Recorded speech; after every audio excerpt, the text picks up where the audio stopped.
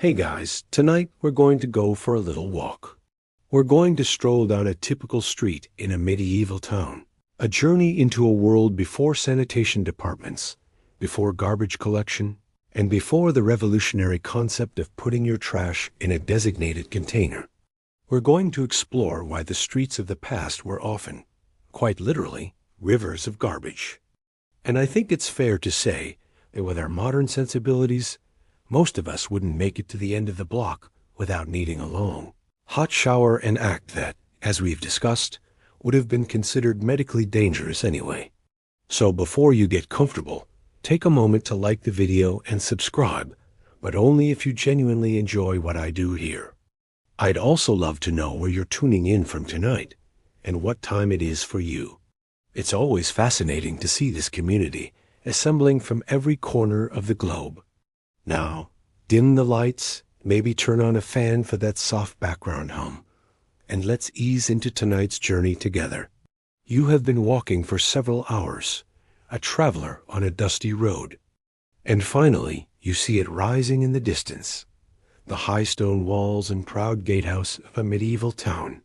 As you get closer, you join a growing stream of humanity, farmers with carts, merchants with pack mules, other travelers on foot like yourself, all funneling towards the great arched gateway.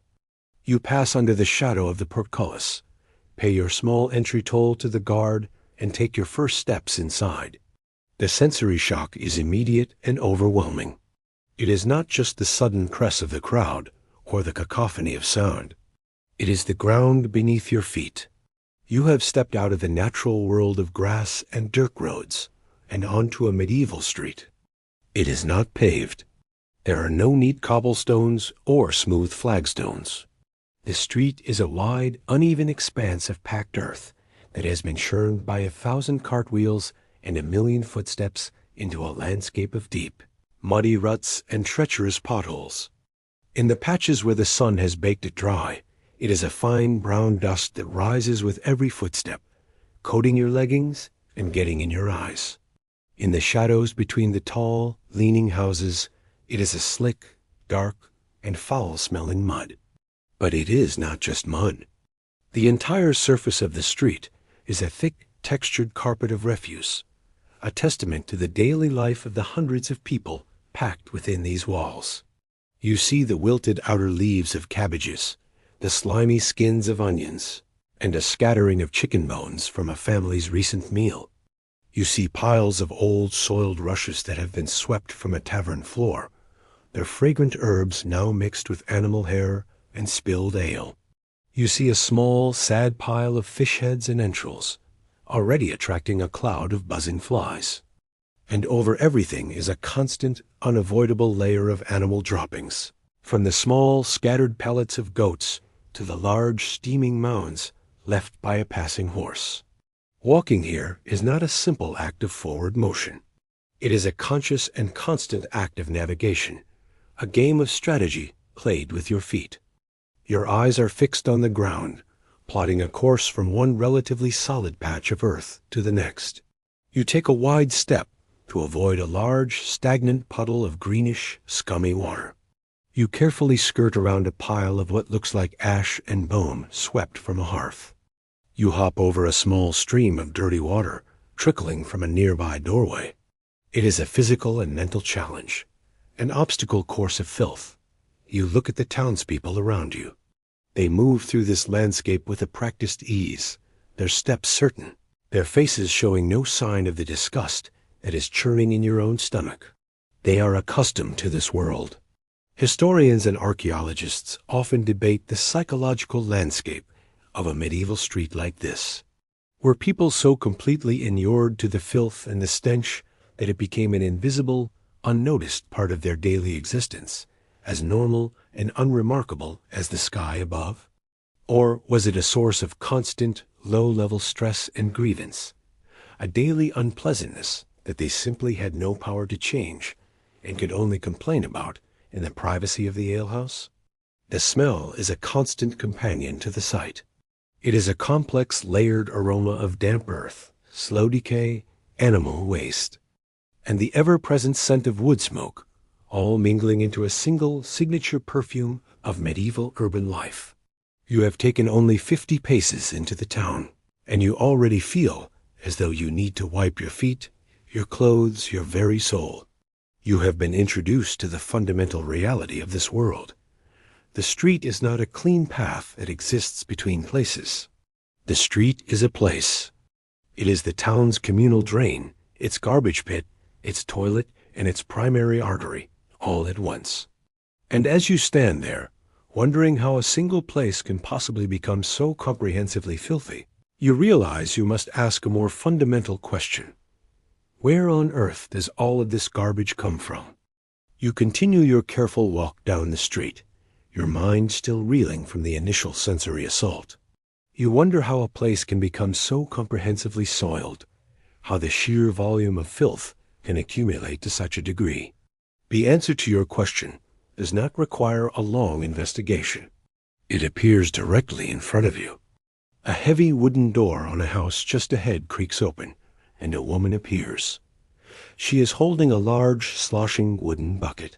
She looks left, then right, not out of any particular caution, but as a simple, reflexive habit. Then, with a practiced, weary swing of her arms, she tosses the entire contents of the bucket into the middle of the street. A wet, lumpy mixture of vegetable peelings, dirty water, and ash lands with a soft, disgusting splat in the mud. Without a moment's hesitation, she wipes her hands on her apron, turns, and disappears back inside, the door closing with a solid thud. You have just witnessed the medieval system of garbage disposal in its entirety. It is a system beautiful in its simplicity. There is no municipal waste collection, no designated day for the garbage cart to come around. Each household is an island, solely responsible for the waste it generates. And the easiest, most logical, and most universally accepted solution is to simply throw it out the front door. The street is the public dumping ground, a vast, linear midden heap that belongs to everyone and therefore to no one. As you get closer to the fresh pile of refuse, you can see the component parts of a typical household's daily waste. You see the kitchen physic, the organic leavings from the preparation of a meal, the tough outer leaves of a cabbage, the woody ends and roots of leeks, the skins from a pot of onions, a handful of moldy turnip peelings. You see the contents of the hearth, a pile of cold, gray ash and cinders, mixed with a few small, gnawed-on chicken bones from a recent supper. And you see the floor. Lying in a matted heap are the old rushes that were strewn on the home's dirt floor for insulation and comfort. But they are no longer fresh and green. They are a brown, trampled, and foul-smelling mess, mixed with all the things that have fallen on them. Over the past few weeks, spilled ale-greased dog hair, crumbs of bread, and all the mud and filth tracked in from the very street they now find themselves in.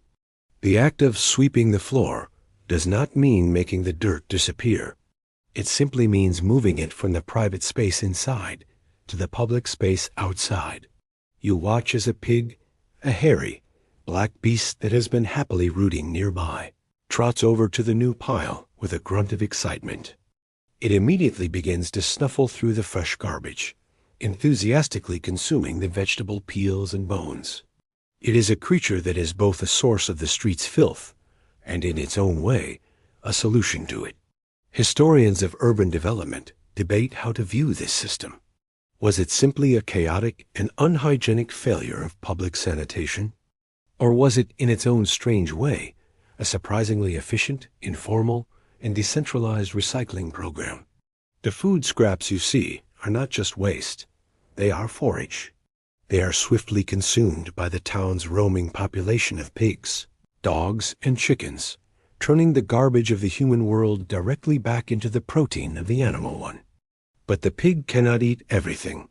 It ignores the ash, the shards of a broken pot, the general, unidentifiable slime. This inorganic waste remains. It is trodden down by foot traffic and cartwheels, becoming part of the very fabric of the street. You realize, with a dawning sense of unease, that you are not walking on earth. You are walking on a layered, compressed history of the town's garbage, a kind of domestic archaeology in which the oldest trash lies deepest. The mindset that creates this world is not one of malice or laziness. It is born of a profound lack of alternatives and a different understanding of space. The four walls of your home are your private responsibility, a space to be kept in reasonable order.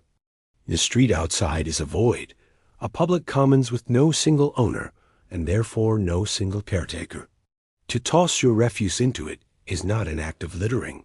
It is simply returning things to the wider world from whence they came. You now understand the first part of the answer to your question. The street is a river of garbage because every single house that lines it is a tributary, feeding it with a steady daily stream of domestic refuse. But as you continue your walk, you look up at the tall houses, at the upper story windows that lean out over your head, and a new, more alarming thought occurs to you. You have only considered the danger that comes from the doorways. You have not yet considered the danger from above. You continue your walk, your new understanding of the household garbage system making the street seem even more treacherous. Every doorway you pass is a potential source of a fresh wave of refuse. But as you navigate a particularly narrow lane, where the overhanging upper stories of the houses lean in so far they almost touch, you become aware of another, more sudden and more personal danger. You have been looking down to protect your feet, but you now realize you must also look up. In your world, there is no indoor plumbing. For the vast majority of people living in a crowded town like this, the toilet is not a special room, but a simple, portable object, the chamber pot. It is a ceramic or pewter pot, kept discreetly under a bed, for use during the night or in bad weather. It is a practical and necessary item, but it creates a relentless logistical problem. Once it has been used, its contents must be disposed of.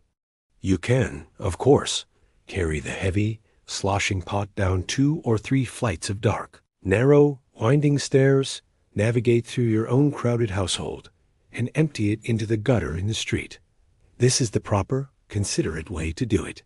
But it is a great deal of effort. The alternative, especially if you live on an upper floor, is much, much simpler. The alternative is the window. You are halfway down the dark, tunnel-like lane when you hear it. A sharp, sudden shout from a window 3 stories above you. Gardy-loo. The sound is a jolt of pure adrenaline. You do not have time to think or to look up. Your body reacts instinctively, propelled by a lifetime of urban survival skills. You leap backwards and press yourself flat into a recessed doorway. A split second later, a cascade of brownish-yellow liquid, thick with solids, splashes violently onto the muddy ground exactly where you were standing a moment ago. The sound is a wet, disgusting splat, and the immediate, overwhelming stench of raw sewage fills the narrow lane, a foul, eye-watering cloud of ammonia and human waste. You have just been saved by the single fragile thread of medieval urban courtesy. The cry of Gardy-loo is the great warning, a mangled, hurried version of the French phrase, Gare et l'eau. Watch out for the water. It is a sliver of consideration, a final, shouted warning before the deluge is unleashed upon the unfortunate passers-by below. Had the woman emptying her pot been less considerate, or had your reflexes been a fraction of a second slower, you would now be drenched in the digested remains of her family's breakfast. You stand there, your heart pounding, wiping a few errant, foul-smelling droplets from your sleeve. You feel a surge of anger, but it is quickly followed by a sense of weary resignation. This is simply a daily hazard of town life. Urban social historians debate whether this practice was considered an accepted right of the household or a constant, frustrating nuisance for the public.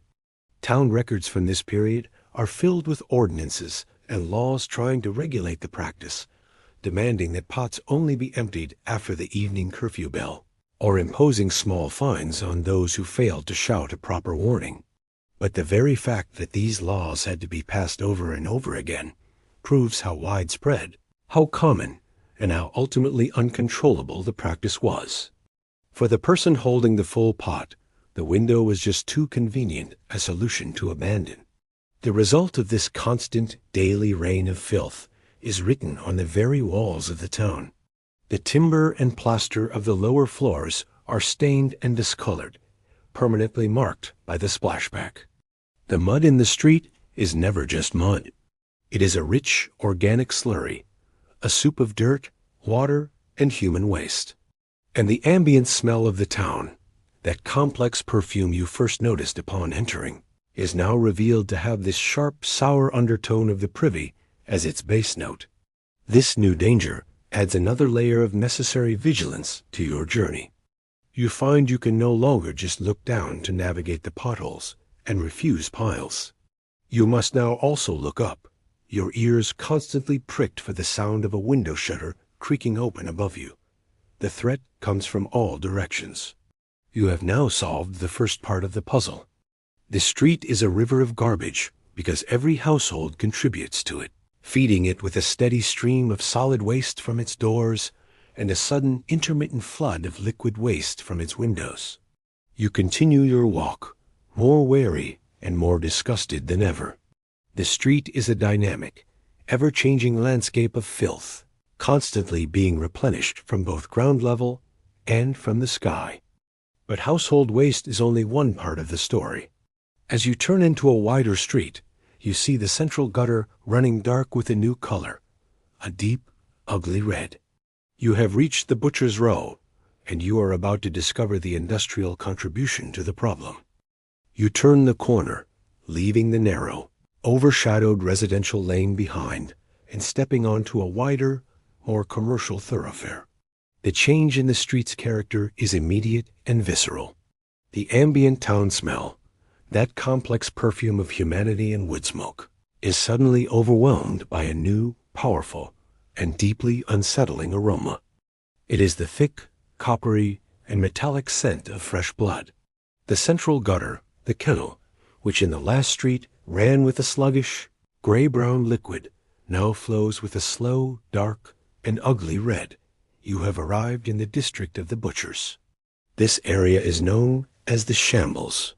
The word originally referred to the simple wooden benches or stalls where the meat was displayed for sale, but it has come to encompass the entire chaotic, bloody, and fly-blown neighborhood dedicated to the trade of meat. You see a row of open-fronted shops, their doorways hung not with doors, but with the hanging carcasses of recently slaughtered animals. Sides of beef, whole sheep, and headless pigs are displayed from iron hooks, their raw flesh a startling patchwork of red meat, white fat, and blue-white bone. The sounds here are different, too. It is not the sound of conversation, but of work. You hear the wet, percussive thump-thump-thump of heavy cleavers chopping through bone and cartilage, and the long scraping sound of knives being sharpened on whetstones. The air buzzes, not with human chatter, but with the sound of immense clouds of black flies, drawn by the irresistible scent of raw meat and blood. The butchers themselves, large men with powerful shoulders, are dressed in leather aprons so thoroughly stained with blood they appear to be a uniform of dried gore. They work with a practiced, brutal efficiency, breaking down the large carcasses into smaller, saleable joints on massive, scarred wooden blocks. But it is not the butchery itself that is the primary source of the street as unique pollution. It is the slaughter. In your world, the abattoir is not a separate, isolated building on the edge of town.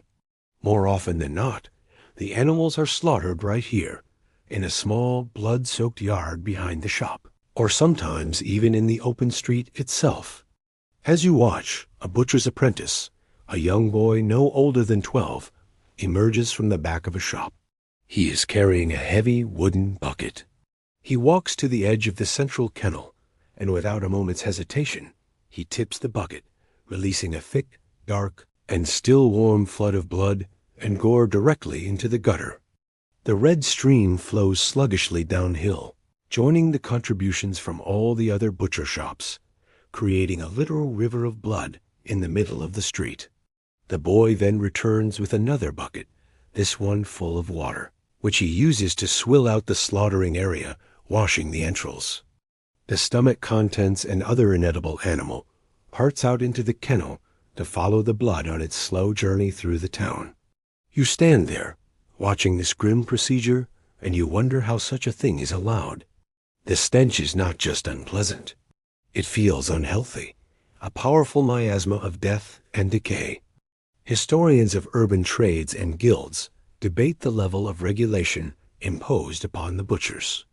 Because their trade was so messy and produced so much potentially hazardous waste, were they one of the most heavily policed guilds with specific and strict town ordinances dictating when and where they could slaughter and how they must dispose of their waste? Or was the demand for fresh meat so high and the Butchers' Guild so powerful that the town authorities were forced to turn a blind eye to the daily pollution, accepting it as a necessary, if disgusting, part of urban life? The local animals, however, see this street not as a health hazard, but as a paradise. A pack of stray dogs, ribs showing, laps eagerly at the fresh blood in the gutter. A large, hairy pig, the town's unofficial garbage disposal unit, happily snuffles through a pile of discarded offal, its snout red with gore. They are the enthusiastic and immediate cleanup crew, the bottom of a grimly efficient food chain. You pull the collar of your tunic up over your nose, a futile attempt to block out the coppery stench. The smell of blood is considered a particularly potent and dangerous miasma, one that can agitate the humors and provoke fever and madness.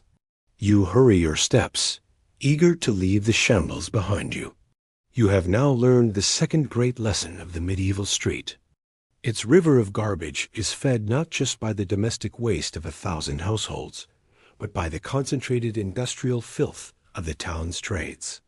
The butchers contribute blood and gore, and as you finally leave their district behind, the air begins to change again.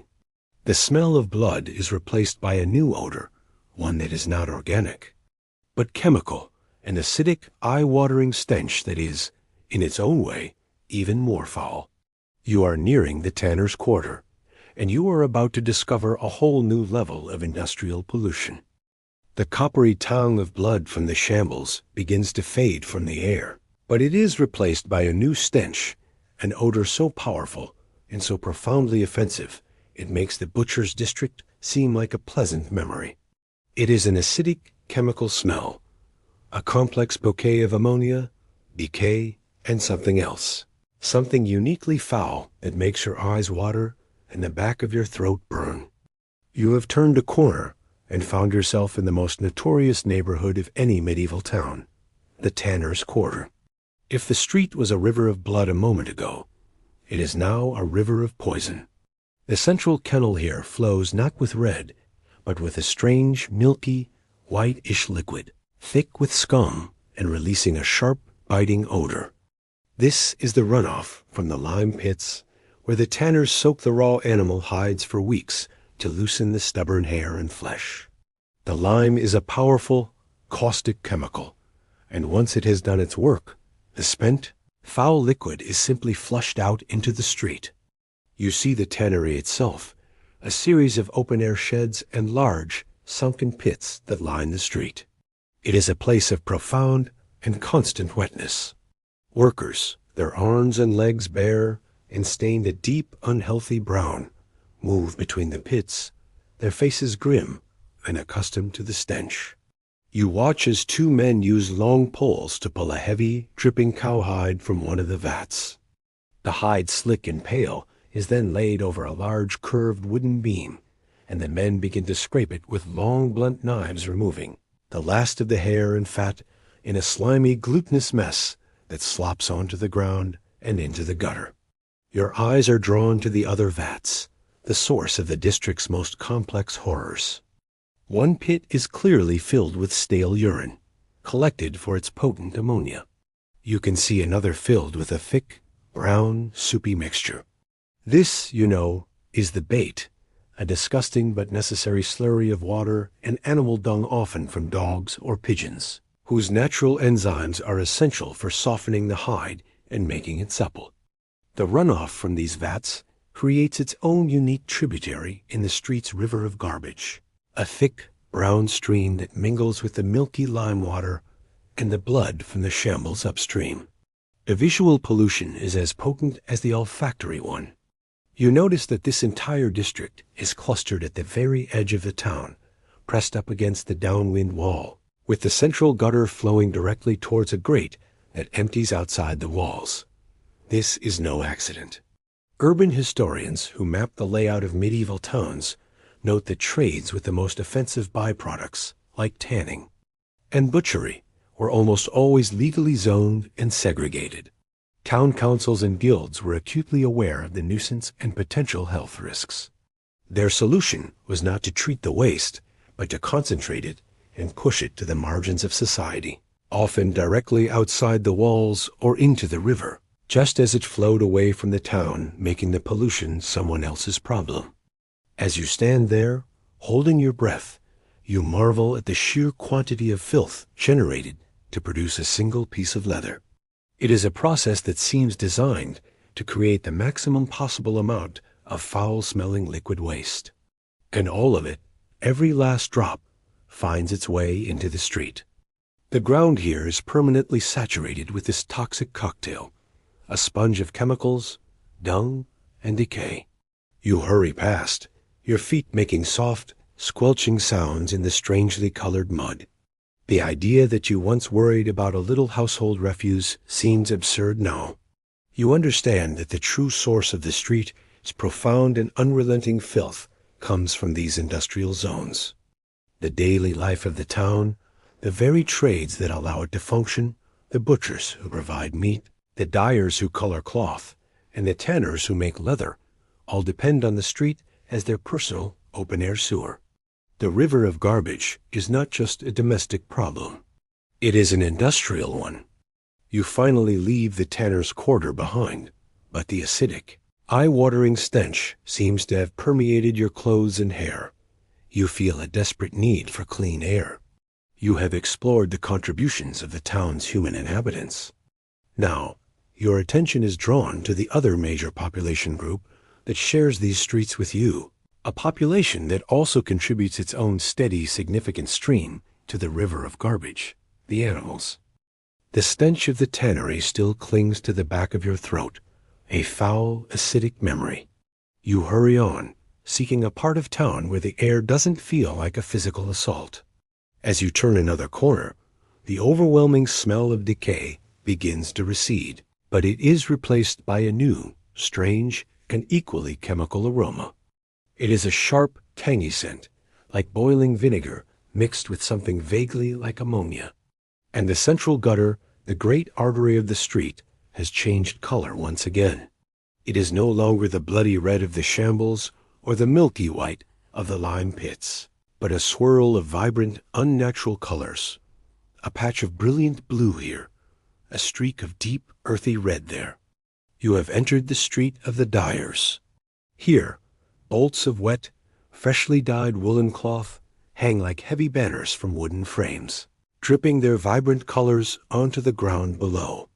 Large wooden vats, similar to the tanners, but somehow looking less menacing, line the street outside the dyers' workshops. Steam rises from some of them, carrying the sharp, tangy smell that fills the air. This is where the drab, gray world of homespun wool is transformed into the bright, colorful fabrics coveted by anyone with enough money to afford them. And this beautiful transformation, you are now realizing, is an incredibly messy and polluting business. You watch a dyer's apprentice heave a bucket of spent dye into the street. A stream of vivid blue water, the color of a summer sky, flows into the central kennel, mixing with the brown mud and the red-tinged water from the butcher's row to create a disgusting, swirling purple slurry. You understand now that the river of garbage in the streets is not just a monochrome of brown and gray. It is a painter's palette of industrial waste. The colors themselves come from the earth, from the plants that the dyers guard as their greatest trade secret. The rich reds come from the root of the madder plant, the bright yellows from a weed called weld. But the most valuable and most difficult color is the deep, rich blue you see dripping from a bolt of cloth. It comes from the woad plant. You know that producing woad dye is a famously smelly process, involving fermenting the leaves in a process that uses large quantities of stale urine. The beautiful blue cloth is born from one of the most unpleasant smells imaginable, another strange marriage of filth and beauty. But the dyes alone are not enough. To make the color permanent, to make it bind to the wool fibers, the dyers use substances called mordants. The most common of these is alum, a mineral salt that must be imported at great expense. For the common dyer, however, a cheaper and more readily available mordant is once again stale urine. The same ammonia that the tanner uses to loosen hair from hides, the dyer uses to fix color into wool. The sour, sharp smell you noticed upon entering the street is the scent of this essential, if repulsive, chemical. You look at the dyers themselves. Unlike the tanners, who are often social outcasts, the master dyers are men of status and wealth. They are members of a powerful and secretive guild. Economic historians who study medieval guilds often note the surprisingly high status of the dyers within the hierarchy of trades. Their knowledge was seen as a kind of alchemy, a secret art of transforming dull cloth into a vibrant symbol of wealth. Because they controlled this secret knowledge and dealt with expensive imported materials like alum and high-quality dyes, they were often prosperous and influential members of the town council. This power, you realize, is what allows them to so openly and casually use the public street as their personal drain, their political influence protecting them from the complaints of their less powerful neighbors. A dyer's wife, her own hands and arms stained a permanent shade of blue up to the elbows, comes out of a workshop and casually empties a bucket of dark, spent dye water near your feet. You hop back to avoid the splash. The liquid pools in a pothole, a small iridescent puddle of purple and green. You have seen how the households contribute their scraps, how the butchers contribute their blood, how the tanners contribute their chemical filth. Now you see how the creators of the town's beauty, the makers of its color and fashion, also add their own steady stream of poison to the mix. The street is a reflection of the town's entire economy. Every single act of production, from making a loaf of bread to dyeing a bolt of cloth, creates waste. And in a world with no concept of sewers, of industrial waste treatment, or of environmental protection, there is only one place for that waste to go: the street. The river of garbage flows from every workshop, every kitchen, every household. It is the town's dark, secret, and communal shame, a problem so vast and so universal that no one has any idea how to solve it. You continue your walk, your head full of this new understanding. The problem is not just one of individual carelessness, but of an entire system. As you leave the dyer's street, you turn a corner and are met with a new kind of obstacle, a new source of street pollution, one that is not stationary, but is alive, grunting, and actively foraging in a pile of refuse right in front of you. You have come face to face with the four-legged citizens of the town.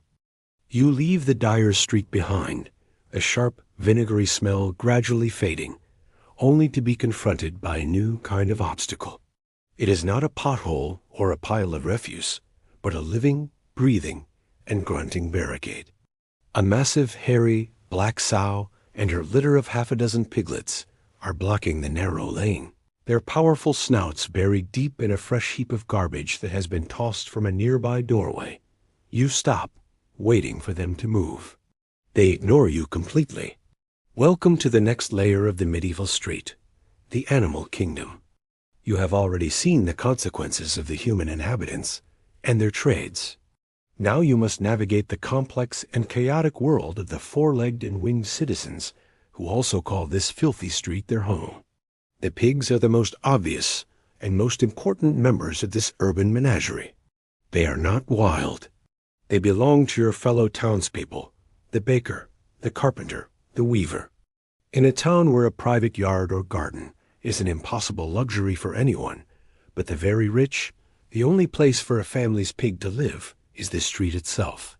Every morning, they are let out of the back rooms of houses to forage for their own food, and their primary feeding trough is the river of garbage that flows through the town. They are a crude but effective form of waste management. You watch as the sow uses her powerful snout to root through the pile of household refuse, enthusiastically devouring the wilted cabbage leaves, the stale bread crusts, the chicken bones, and the onion peels you saw being discarded earlier. The pigs are self-propelled recycling units, converting the town's organic waste directly into bacon and ham. They are a vital part of the urban food economy, a way for even a poor family to raise a valuable source of meat at almost no cost. But they are not just passive garbage collectors. They are a public nuisance. As the sow forages, she sends garbage scattering across the lane, making an even bigger mess. With her powerful, cartilaginous snout, she digs into the packed earth of the street itself, creating the very potholes that plague human pedestrians. They can be aggressive, fighting with dogs over a particularly choice morsel, and they are a constant danger to small children. You notice that the sow has a thick, rusty iron ring pierced through the top of her snout. This is a direct consequence of the problems she causes. You know that the town council has passed an ordinance requiring all pig owners to have their animals ringed to prevent them from digging up the streets. The town's constable has the right to impound any unringed pig he finds, releasing it only after the owner pays a hefty fine. The town records are filled with such small but constant legal battles between the authorities and the town's free-roaming pig population. You look at the sow scattering filth as she searches for food, and you wonder if she and her kind are truly a benefit to the town. Historians of urban life debate the true value of these street pigs. Were they a net positive for the community, a vital, free-range cleanup crew that converted dangerous, rotting garbage into valuable food and reduced the overall volume of waste? Or were they a net negative, a public menace, and a health hazard that damaged the streets, spread their own considerable filth, and posed a physical danger to the citizenry? Beyond the pigs, there are other creatures. A flock of geese marched past you in a noisy, aggressive single file, their honking adding to the general din.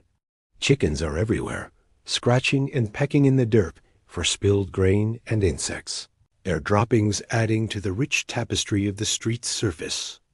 Packs of lean, mangy dogs, belonging to everyone and no one, slink through the alleys, their ribs showing. They are scavengers, fighting over bones from the butcher's stall one minute and acting as informal guard dogs the next. The medieval street is not, you realize, a space designed exclusively for humans. It is a shared habitat. It is a complex, messy, and sometimes dangerous ecosystem where people and their semi-domesticated livestock live in a state of chaotic and smelly symbiosis. You are not just a pedestrian on a thoroughfare. You are an intruder in a vast, open-air farmyard. Finally, the sow moves on, her piglets trotting dutifully behind her. You navigate around the mess she has made, only to have to jump back to avoid being bowled over by two stray dogs fighting over a piece of refuse. You have now understood another crucial element of the street as filth.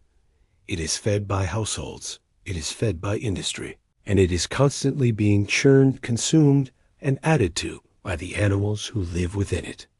But as you continue your journey, you hear a new sound approaching, a sound of greater power and status, and you press yourself against a wall to make way for the true king of the medieval street, the horse. You press yourself back against the rough, cold plaster of a house wall as a new sound cuts through the street as usual din, the rhythmic, metallic clatter of shod hooves. An instant later, a nobleman thunders past on a massive warhorse, a destrier so large its back is level with your own head. The horse is the undisputed king of the medieval street, and all lesser beings, pedestrians, dogs, and pigs must scatter before it. The horse, you know, is the engine that drives her entire world. You watch the different forms of horse traffic move through the town, each representing a different facet of society. There is the nobleman's warhorse, a creature of pure power and status, bred for strength and aggression in battle. There are the merchant's sturdy pack horses, smaller and less glamorous, their backs laden with heavy bundles of wool or sacks of grain, the quiet workhorses of commerce. And there are the heavy, slow-moving draft horses, their immense muscles straining as they pull carts piled high with firewood or barrels of ale. The town could not function without the constant, living power of these animals. But as the nobleman's great horse passes you, it lifts its tail without breaking its elegant stride, and deposits a large, steaming, and fragrant pile of fresh manure directly in the center of the lane. And you realize that the very engine that powers your society is also the single greatest contributor to its filth. You look at the fresh pile of dung, at the half-digested bits of hay and oats within it, and you begin to contemplate the sheer scale of the problem. You don't know the exact numbers, but you know from your life in the village that a single horse is a prodigious producer of waste. A single animal can create a stone's weight or more in manure every single day. Now you look around you at the bustling town. On this one street, you can see dozens of horses. In the whole town, there must be hundreds passing through, stabled, working. The daily output is not a trickle. It is a deluge. It is a constant, steady, and utterly unavoidable avalanche of dung that covers every street, every lane, and every alley. The problem seems so overwhelming, it feels like the town must be on the verge of being buried.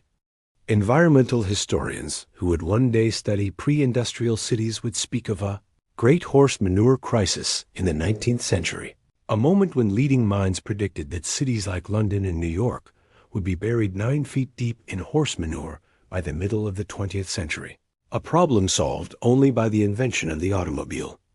They debate whether your own medieval town faced a similar, if smaller scale, crisis. Was the constant accumulation of manure a genuine threat to make the streets impassable? Or was the problem mitigated because the manure was seen as a valuable resource, a hot fertilizer prized by farmers, or a source of fuel when dried into bricks, and was therefore systematically collected by dung gatherers, who would sweep the streets and sell the product? Looking at the state of the street around you, where fresh piles lie atop old, trampled ones, you suspect that any collection system is, at best, inefficient. The smell is a testament to this. It is a rich, earthy, and almost sweet smell of hay and digestion. Compared to the chemical stench of the tannery or the metallic reek of the shambles, it is not entirely unpleasant. But its sheer, overwhelming ubiquity makes it an oppressive and inescapable part of the town's atmosphere. It mixes with the mud, creating a thick, fibrous, and particularly sticky slurry that clings to your shoes and the hem of your tunic. You now have a more complete understanding of the river of garbage. The households provide the solid food scraps and the sudden, foul rains from above. The industries provide the concentrated streams of blood and toxic chemicals. The foraging pigs and dogs recycle some of it, while adding their own contributions. But it is the horse, the noble and essential engine of your civilization, that provides the greatest and most relentless volume, a steady, ongoing geological event that constantly raises the level of the street, day after day. You have now accounted for all the visible sources of the filth. You have seen the garbage from the homes, the workshops, and the animals that walk the streets in the daylight. But as your eyes scan a particularly large and festering pile of refuse near the wall, a mixture of rotting vegetables and soiled straw, you see a sudden, furtive movement. It is a sleek, gray body, a flash of a long, naked, pinkish tail. It vanishes into a hole before you can get a good look. But you know what it was. You have just seen a citizen of the street's other, hidden kingdom. You realize with a sudden chill that the river of garbage on the surface is not the whole story. It is merely the fertile soil for a thriving, unseen underworld. It is the larder for the rats. You saw a flicker of movement in the pile of refuse, a sleek, gray body, a whip-like, naked tail, and then it was gone. You know what it was. The sight is not surprising, merely unpleasant. It is a confirmation of a truth that every town dweller knows but tries to ignore. The town has two distinct populations. There is the one that walks in the sun, the world of men and women and their domestic animals. And then there is the other, shadow population, a vast and thriving underworld that owns the night, the walls, and the spaces in between. You have just caught a glimpse of a citizen of the kingdom of the rats. The river of garbage that so disgusts and inconveniences you is, for them, a paradise. It is an endless, self-replenishing banquet, a gift from the wasteful world above. The black rat, the ratus of your time, is perfectly adapted to thrive in this man-made ecosystem of filth. The spilled grain from the market, the discarded crust of bread from a household, the bits of gristle from the butcher's block, the very refuse in the gutter, it is all food. They are the ultimate scavengers, the final and most efficient cleanup crew in the urban food chain. But your relationship with them is not a symbiotic one. Unlike the pigs, which turn waste into valuable meat, the rats are purely pests. They are your direct competitors. They are the silent, unseen thieves who spoil your grain stores, who gnaw through a sack of flour, leaving their foul droppings behind. They are a constant, draining economic threat. And they are not just on the ground. You have heard them at night, even in a well-kept house, a frantic, scratching sound from within the walls, or, more unnervingly, from the thatch of the roof directly above your head as you try to sleep. This is the black rat, a creature your descendants will know as the roof rat. Unlike the larger, brown rats of the future that will prefer to burrow in the earth, this rat is an agile and expert climber. It can scale the timber-framed walls of your houses with ease. It builds its nests in your attics, in your rafters, in the warm, dry thatch of your roofs. The rats have built their own city that overlays your own, a hidden vertical metropolis of secret pathways and shadowy nests. You see the rat as a nuisance, a thief of food, a creature of the filth. You might vaguely associate them with a general sense of uncleanliness and bad luck. But you do not truly understand their most terrible significance. You do not see the invisible passengers that ride in their fur. Historians and epidemiologists still debate the full extent of the medieval person's awareness of the connection between rats and disease. Did anyone, even the most learned physician, notice that a great dying of the rats in a neighborhood was often the grim prelude to a great dying of the people? Or was the connection between the vermin and the great pestilence a link carried by the microscopic fleas they hosted entirely missed, with the blame placed squarely on the corrupted air, the wrath of God, or the alignment of the planets? You know only that they are a pest to be fought.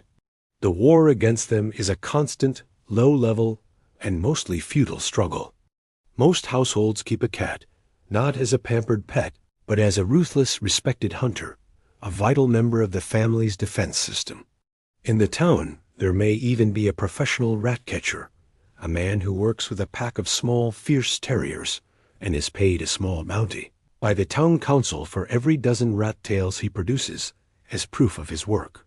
But these efforts are like trying to empty the river with a bucket.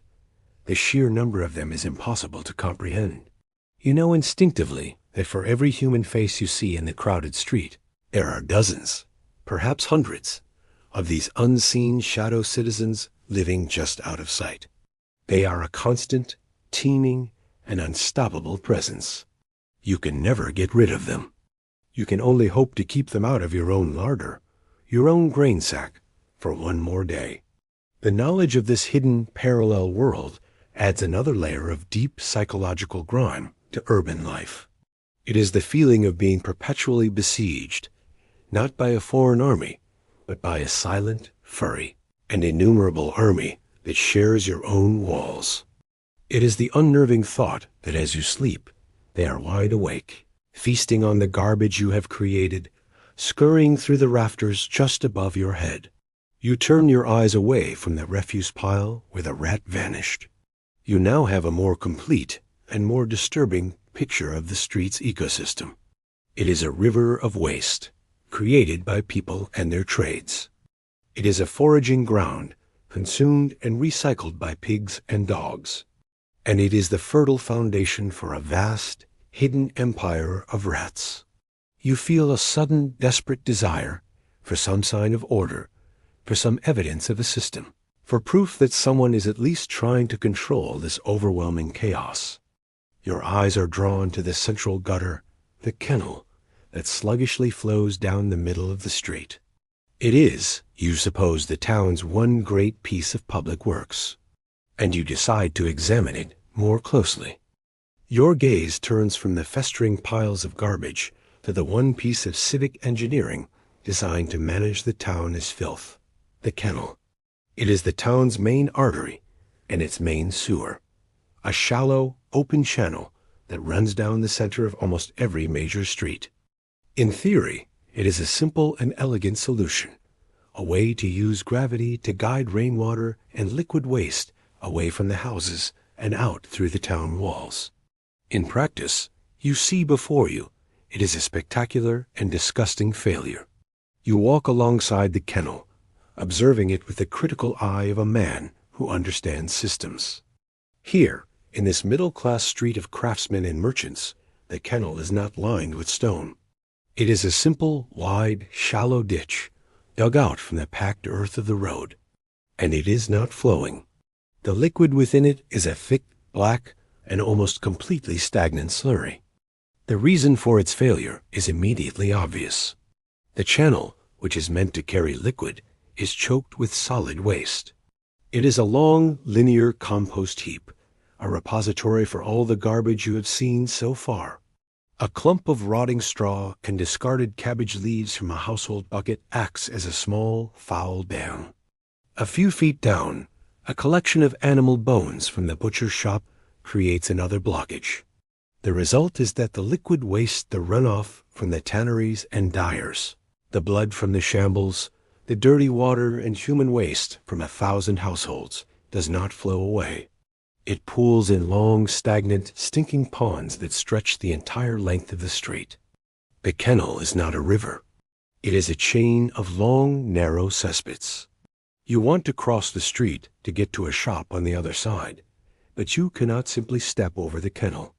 In some places, it is several feet wide, and its contents are a deep, sucking mire. To cross it, you must use one of the makeshift bridges that citizens have placed at intervals. Here, you see a set of 3 large, mossy, and dangerously wobbly stepping stones. A little further down, a single, wide, splintery oak plank has been laid across the channel. It is a crude and precarious infrastructure, but it is the only way to get from one side of the street to the other without wading through a trough of filth. As you wait for a passing cart to clear the way so you can use the plank, you wonder about the original intention of this system. Historians of urban planning debate the purpose of the medieval kennel. Was it a genuine, if hopelessly flawed, attempt to create a comprehensive, combined sewer and drainage system for the entire town? Was it truly meant to carry away everything the town could throw into it? Or was its original purpose much more modest, simply to be a storm drain, a channel to carry away the rainwater from a heavy downpour and prevent the streets from turning into a lake? If so, it was a system that was then inevitably and unofficially co-opted by the citizenry as the most convenient dumping ground for every other kind of liquid and solid waste imaginable. Suddenly, you hear a great sloshing sound from further up the street. A dyer's apprentice, his work finished for the day, has just emptied a massive vat of spent dye water into the kennel. For a moment, the sheer volume of the new liquid is enough to overwhelm one of the small dams of refuse. You watch as a slow, thick, purple-brown tide begins to move sluggishly down the channel. It pushes the filth before it, the floating refuse, the scum, the animal droppings, moving the problem a few dozen feet further down the street before its momentum dies and it becomes stagnant once more. This, you realize, is how the kennel flows. Not with a steady current, but in a series of intermittent, disgusting pulses, driven by the random dumping of the town's inhabitants. You know that in the wealthiest parts of town, up by the cathedral and the great merchant houses, the kennels are better. They are lined with smooth, cut stones and are more steeply sloped, making them less likely to clog and easier to clean. But even there, the fundamental design is the same. It is an open sewer, a permanent feature of the landscape that fills the entire town with its miasma. You finally get your chance and scurry across the wobbly wooden plank, successfully reaching the other side of the street without incident. Your close examination of the town's primary piece of sanitation infrastructure has been deeply disheartening. You now understand that the river of garbage is not just a product of individual carelessness, but of systemic failure. The very tool designed to control the filth serves only to concentrate it, to hold it in the center of the community, a permanent, stinking monument to the town's inability to solve its own most basic problem. The failure of the physical system makes you wonder about the failure of the legal one. Surely there are rules against this? Surely someone is in charge of trying to keep this chaos in check? Your thoughts now turn to the laws and the law enforcers of the town, and you begin to understand why they, too, are fighting a losing battle. You make it to the other side of the street, your feet landing on solid, if still filthy ground. The image of the stagnant, choked kennel, the town's great failed artery, sticks in your mind. It is a system so fundamentally broken, so obviously dysfunctional, that it begs the question, is there no one in charge? Are there no laws against this? Is this chaos simply allowed to fester? As if in answer to your silent question, you see a small drama unfolding a little further down the lane. A town constable, identifiable by the iron-tipped staff he carries and his air of weary authority, is engaged in a heated argument with a wool merchant standing in the doorway of his shop. The source of the dispute is a large, fresh pile of soiled wool scraps, dye-stained rags. And other trade refuse that the merchant has just swept from his workshop directly into the street. The constable is pointing at the pile with his staff, his face red with frustration. The merchant is shrugging, his expression one of annoyed indifference. You have just stumbled upon the second part of the town's sanitation system, the law, and you are about to see why it is just as ineffective as the first. Of course, there are laws. You have heard them read aloud by the town crier in this very market square. Your town, like most, has a surprising number of detailed sanitation ordinances. You know it is technically illegal to throw the worst of your refuse into the river upstream of the point where the water carriers collect the town as drinking water. You know there is a small fine for any household whose personal dung heap grows so large that it begins to encroach upon the public way. You know that the most offensive trades, the butchers and the tanners, are, by law, required to carry their foulest waste outside the town walls before the sun sets each day. And the town does employ men to clean the streets. You see one of them now. He is a man at the bottom of the social ladder, a raker, equipped with a wide, wooden shovel and a small, rickety handcart. His impossible Herculean task is to scrape the worst of the filth from the main thoroughfares and the market square. You watch as he struggles to shovel a heavy, wet mass of mud, straw, and manure into his cart. He clears a small patch of street, only to have a woman from a nearby house toss out a fresh bucket of slop a few feet away. The raker gives her a look of profound, soul-deep weariness and continues his work. He is not cleaning the street. He is merely redistributing the filth. The laws themselves, you realize, are a quiet admission of defeat. They are not designed to create a state of cleanliness, but merely to manage the most egregious aspects of the filth.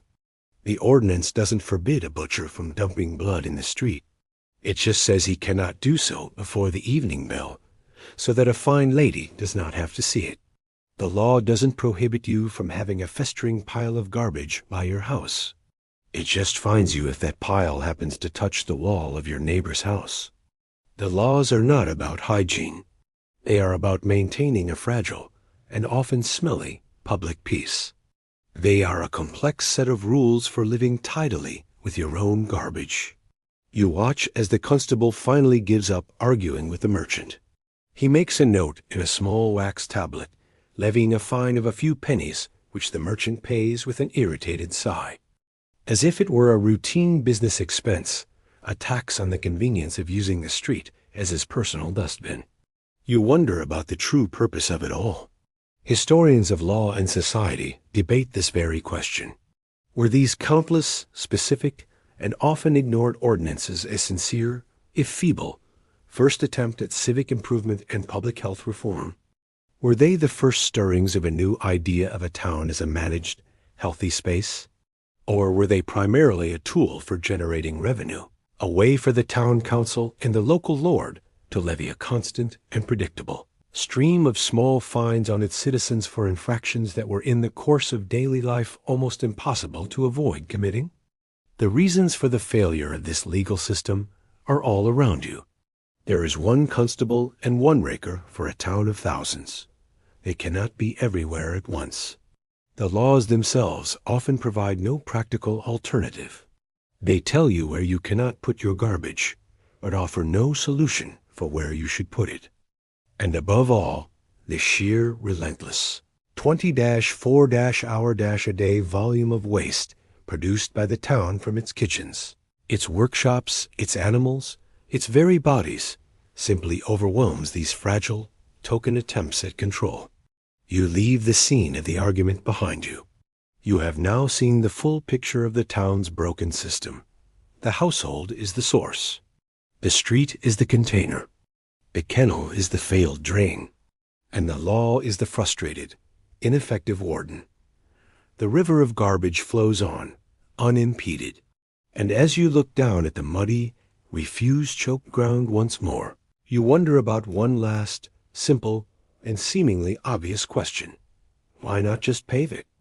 You look down at the ground beneath your feet, at the foul, churned-up morass of mud, dung, and decomposing refuse. The problem seems so simple, and the solution seems so obvious. Why not just cover it? Why not pave this entire street with a hard, clean, durable layer of stone? You imagine it for a moment. A clean, gray surface of cobblestones. A street where you would not sink up to your ankles in mud. A surface from which the daily filth could, in theory, be swept clean. It seems like a simple, elegant, and perfect solution. And it is, you know, a complete and utter fantasy. The idea of paving a street is, in your world, an act of such immense and prohibitive expense that it borders on the absurd. It is a project on the scale of building a new church or strengthening the castle walls. You begin to contemplate the sheer, staggering logistics of it, and you understand why it is a dream. First, there is the matter of the stone itself. To pave just this one street, from the town gate to the market square, would require thousands, perhaps tens of thousands, of heavy shaped paving stones. This stone does not simply appear. It must be quarried from the earth, a dangerous and labor-intensive job for a small army of men. Then, these tons of raw stone must be transported, often over many miles, in heavy, slow-moving ox carts, along the same poor-quality roads you travel on. Once the stone arrives, the work has only just begun.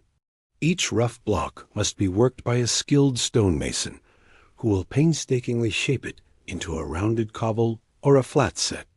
Then, the street itself must be prepared. An even larger army of laborers would be needed to dig up the existing street, a formidable task that involves excavating tons of earth and the accumulated, compacted filth of generations. This would then have to be carted away. After that, a new roadbed must be laid, a deep foundation of sand and gravel to ensure the paving stones do not simply sink back into the mud over time. And only then could the final, most skilled part of the work begin. A master paver and his team would be required to meticulously lay each individual stone, fitting them together in a tight, durable pattern that can withstand the weight of heavy carts and the constant passage of hooves and feet. To pave this single street would likely cost more than the town's entire tax revenue for a full year.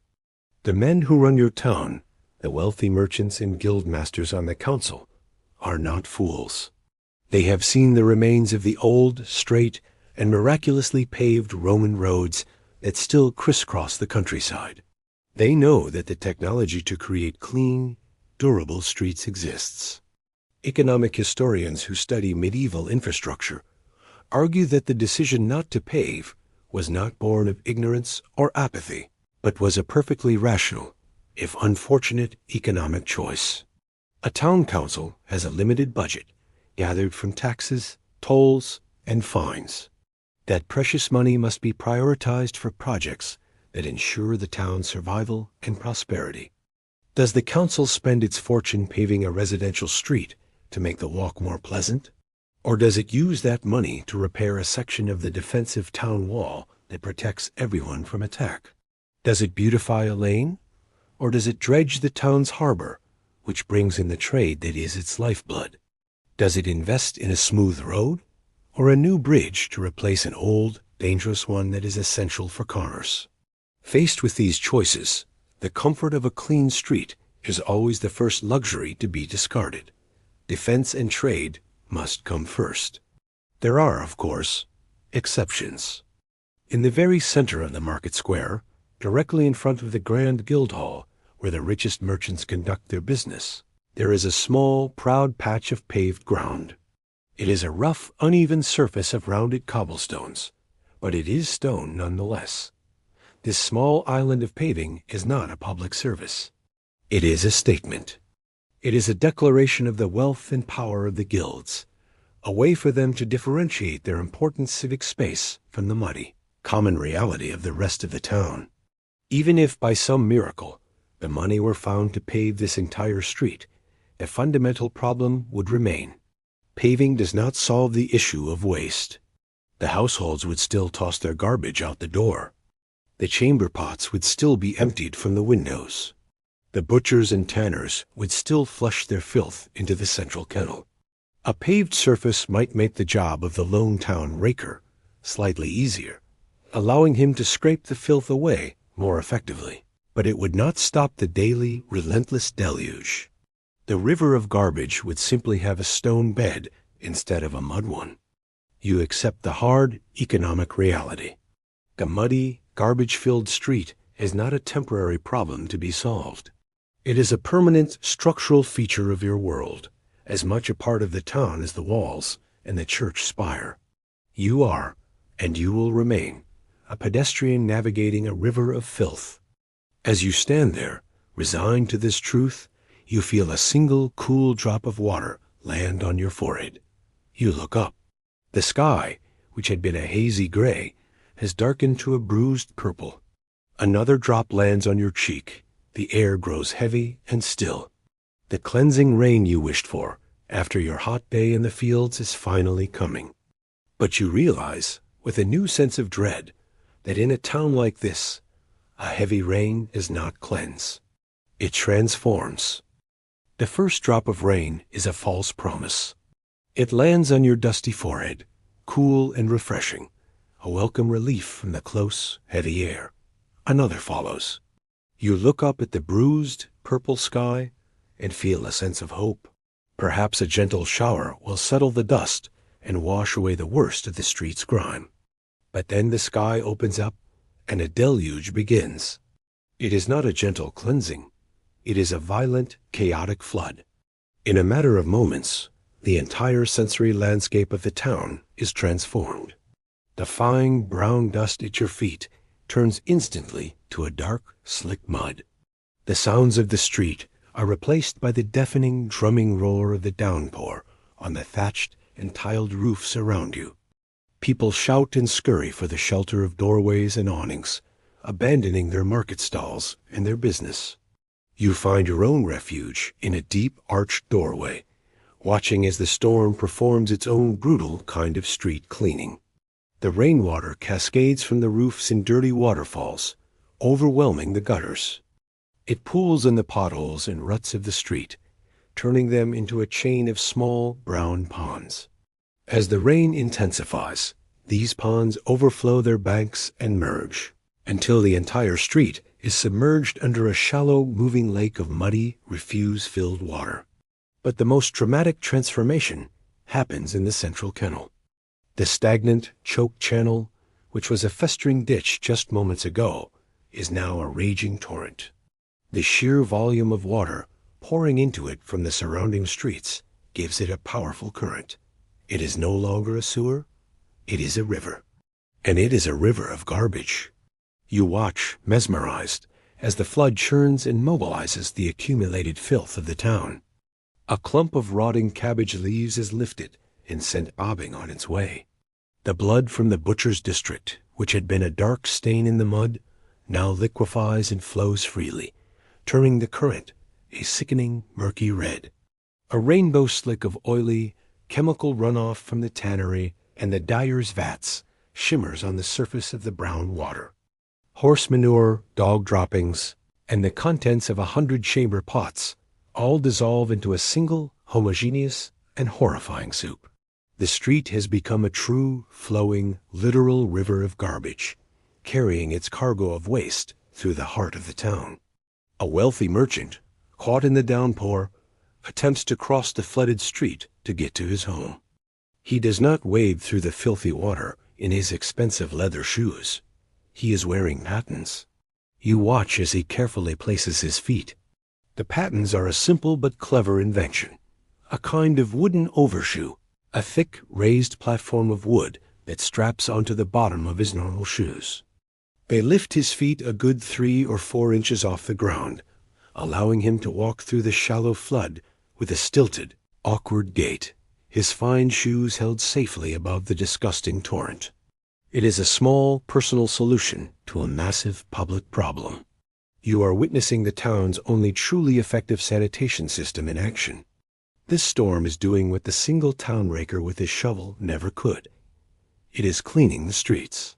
Environmental historians and hydrologists who model these scenarios suggest that this first flush of a major rainstorm in a medieval town would have created a sudden and massive shock load of pollution for the local river. The sudden, concentrated surge of nitrates, bacteria, and toxic chemicals hitting the waterway all at once would be devastating, creating a dead zone for miles downstream and poisoning the water for any community that lived there. You find a dry spot deeper in the doorway and wait for the storm to pass. The flood is not just disgusting. It is dangerous. The current in the kennel is strong enough to knock a child off their feet, and the murky water conceals the deep potholes and debris that could easily cause a broken ankle. After what seems like an hour, the deluge softens to a steady rain, and then to a drizzle. The flood waters in the street begin to recede. The torrent in the central kennel lessens its pace, returning to a more sluggish but still flowing state. The street that is left behind is not clean. It is coated in a fresh, glistening layer of grayish slime, a new stratum of silt and finely particled filth, redistributed and reapplied by the storm. The air is cool and washed clean of dust, but the smell of wet, decomposing garbage is stronger than ever. The immediate flood is over. You can see now where the great brown current in the kennel is heading.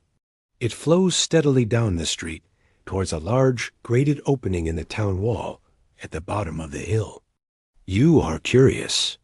You have seen all the sources of the river of garbage. Now you want to see its destination. You decide to follow the flow.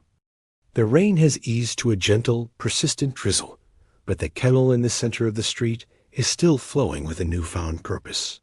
The great, cleansing flood has passed, leaving behind a sluggish but steady current of filth. You decide to follow it. You have seen all the sources of this river of garbage. Now you want to see its mouth, its final destination. You walk downhill, tracing the path of the central gutter as it makes its way through the lower part of the town. Here, the lane is narrower, the houses poorer, and the kennel seems even more choked with refuse. It picks up tributaries from every side street, each one adding its own unique contribution to the flow, until the central stream is a thick, composite slurry of the entire town's daily life. The smell is a memory of your entire day, the earthy rot of household scraps, the coppery tang of the shambles, the acidic bite of the tannery, and the sour scent of the dyer's vat, all mingled together. The kennel leads you directly to the town's lowest wall, and there you see its terminus. It is a large, arched, stone-lined opening, covered by a heavy iron grate to prevent anything larger than a dead dog from passing through. The entire liquid output of the town is being funneled into this single point, disappearing into a dark tunnel that passes under the massive stone wall. Curious to see where it emerges, you walk to a small nearby postern gate, a side door in the town's defenses, and step outside the walls. You find yourself on a muddy, well-trodden riverbank. This is the town's industrial shoreline. You see a small fulling mill, where the rhythmic thud of water-powered hammers beats, newly woven cloth in a trough filled with clay and stale urine to clean and thicken it. A little further down, a group of laundresses are at the water's edge, beating sheets against the rocks, the harsh smell of their lye soap sharp on the air. They are all using the river's water for their work and flushing their own waste back into it. And then you see it, the outlet. A few dozen paces downstream from the laundresses, a wide, stone-arched pipe emerges from the base of the town wall, vomiting a constant, thick, and multicolored stream of filth directly into the river. You stand and watch, mesmerized by the sheer horror of it.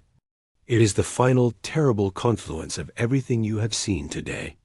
You can see the gray, cloudy water from the households, carrying its cargo of ash and human waste.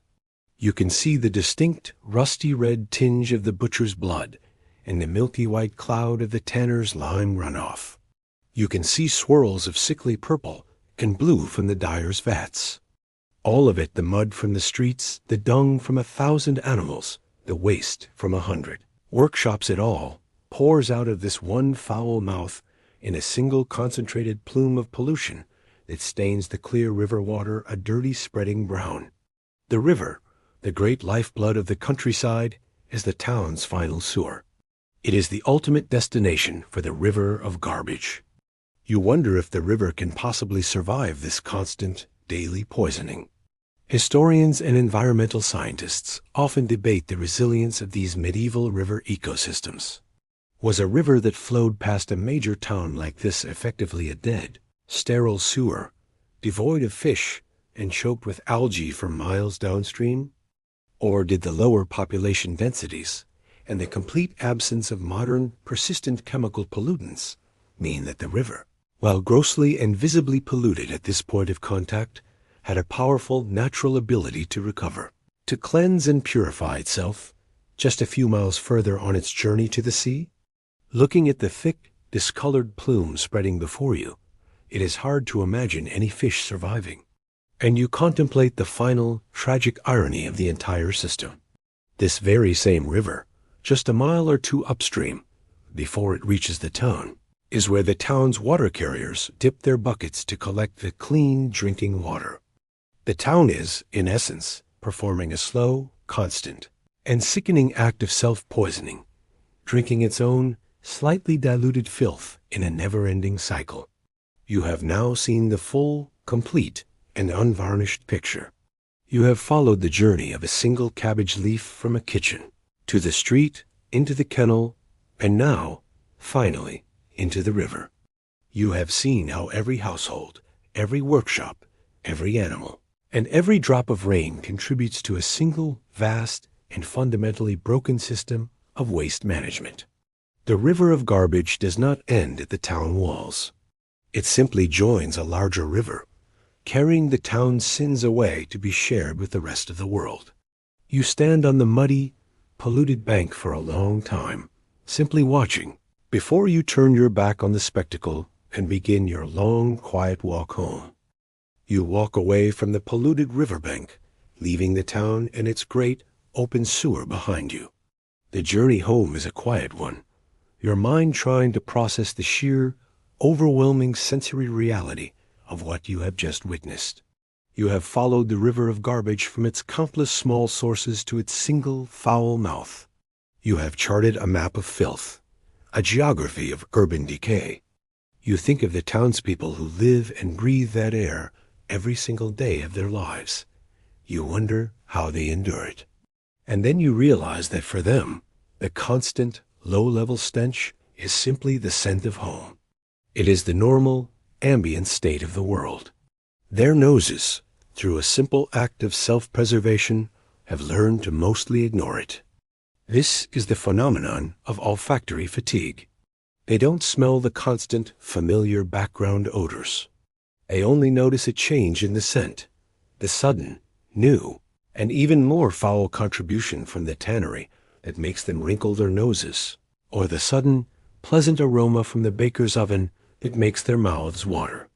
And in a world so dominated by foulness, a pleasant smell is not a minor pleasure. It is a profound, memorable, and almost holy experience. You take a sensory inventory of the few truly good smells you encountered today. You remember the warm, yeasty, life-affirming scent of fresh bread that briefly enveloped you as you passed the bakery. You recall the clean, sweet, honeyed fragrance of a beeswax candle you once saw burning in the parish church, a smell so pure it felt like a prayer. You think of the impossibly exotic and intoxicating perfume of the spice merchant's stall, a scent of distant, sun-drenched lands that smelled of pure wealth. These pleasant smells are small islands of sensory sanctuary in a vast ocean of stench. They stand out with a brilliant, shocking clarity, precisely because the background is so relentlessly unpleasant. They are reminders of purity, of holiness, of wealth, and of a world that is not defined entirely by decay. As you get further from the town, the air begins to clear. The complex, oppressive miasma of the city is replaced by the clean, green smell of the open countryside. You take a deep, grateful breath. Cultural historians and sociologists ponder the great stench and its deep psychological impact on the medieval mind. Did living in a world so saturated with the smells of corruption and decay shape the very way people thought about their world and the next? Was the physical, foul-smelling world seen as a direct reflection of a fallen, sinful, and corrupt human nature? And was heaven, in turn, imagined not just as a place of light and angels, but as a place of profound and beautiful perfume, an eternal garden free from the stenches of earthly life? You arrive back at your own small village as dusk is falling, and a strange thing happens. After a day spent in the concentrated filth of the town, your own humble village now seems impossibly clean. The familiar smell of wood smoke is comforting. The earthy scent of the damp soil is wholesome. Even the musky aroma of your neighbor's pig seems natural and healthy compared to the industrial and human filth you have just left behind. Your perspective has been completely and permanently reset. You have learned the great lesson of the medieval street.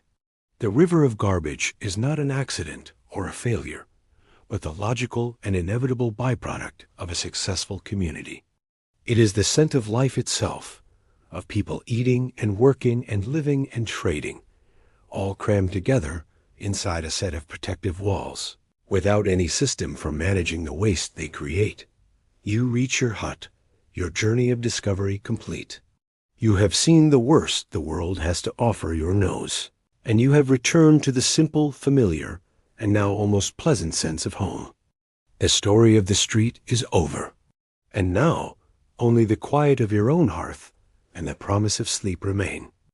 And so you leave that world of filth and fragrance behind. Let the memory of the muddy streets, the chaotic markets, and the polluted river soften and dissolve into the gentle darkness of your own room. The overwhelming smells and the constant need for vigilance are not yours to carry. They belong to a time long past, a world that has been washed away by centuries. You are here now, in a place of clean air and quiet comfort. Feel the simple, profound luxury of your own fresh bedding, the clean and gentle stillness of the night around you. There is no need to watch where you step, no need to guard against the dangers of the street. Your only task now is to let go. Allow the peace of this moment to settle over you, to quiet your mind, and to guide you down into a deep, untroubled, and restorative sleep. The journey is over. It is time to rest. End of script. Sweet dreams.